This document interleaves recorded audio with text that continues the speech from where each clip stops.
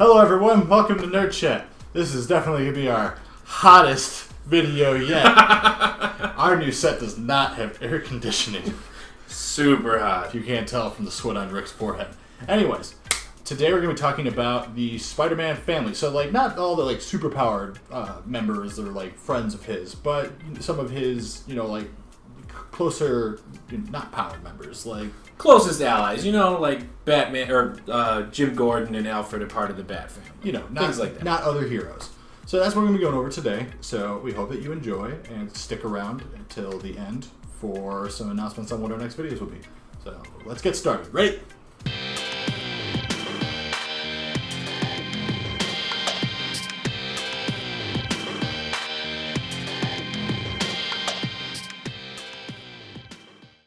Number 10. Kurt Connors. Part-time villain, full-time professor. Kurt Connors, when he's not the mindless lizard, is a professor and mentor to Peter. During his college years, Kurt helps Peter grow his mind in the world of science and has helped Spidey out of more than a few jams over the years. Number 9. Anna Maria Marconi. Anna Maria met Peter Parker at Empire State University, but she really met Otto Octavius in Peter's body.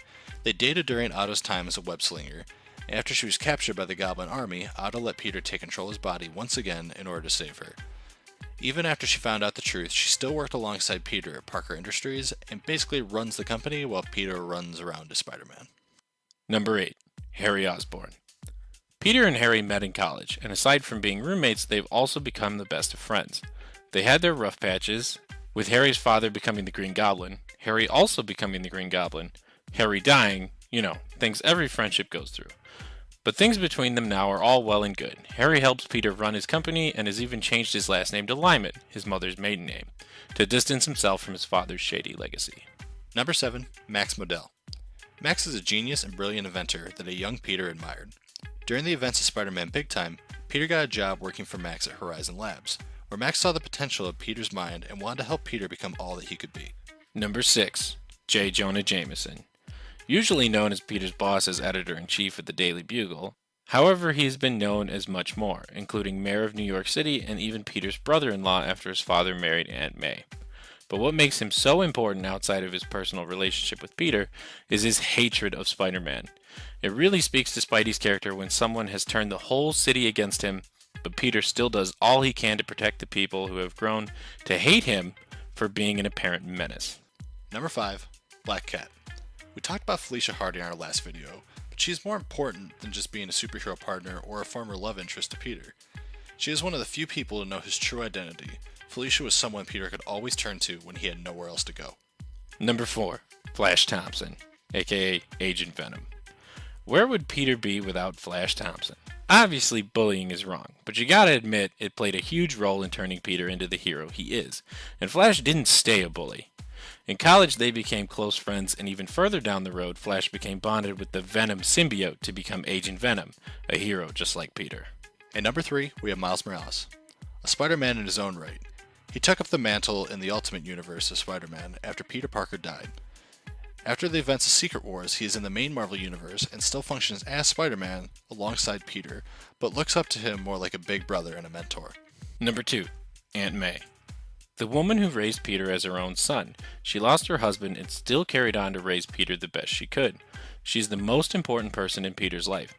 And despite her many years in the comics, she's managing to look younger and younger all the time.